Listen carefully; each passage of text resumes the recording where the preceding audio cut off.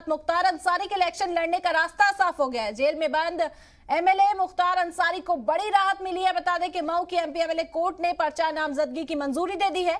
SB-SP उम्मीदवार के तौर पर मऊ सदर से इंतखाब लड़ेंगे। तो मुख्तार अंसारी से जुड़ी इस वक्त की बड़ी खबर आप तक पहुंचा रहे। इलेक्शन लड़ने का रास्ता साफ हो गया मुख्तार अंसारी का। जेल में बंद एमएलए मुख्तार अंसारी को बड़ी राहत मिली है। मऊ की एमपी एमएलए कोर्ट ने पर्चा नामजदगी की मंजूरी दे दी। एसबी-एसपी उम्मीदवार के तौर पर मऊ सदर से इंतखाब लड़ेंगे।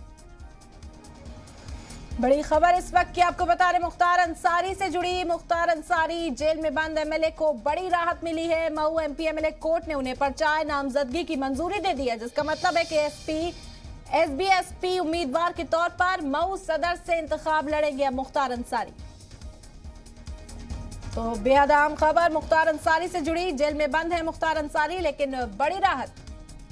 खबरों में बने रहने के लिए आप हमारे फेसबुक, ट्विटर, इंस्टाग्राम पेज को फॉलो कर सकते हैं और ताज़ा अपडेट्स के लिए हमारे यूट्यूब चैनल जी सलाम को सब्सक्राइब कर सकते हैं। और हाँ, बेल आइकन दबाना बिल्कुल ना भूलें।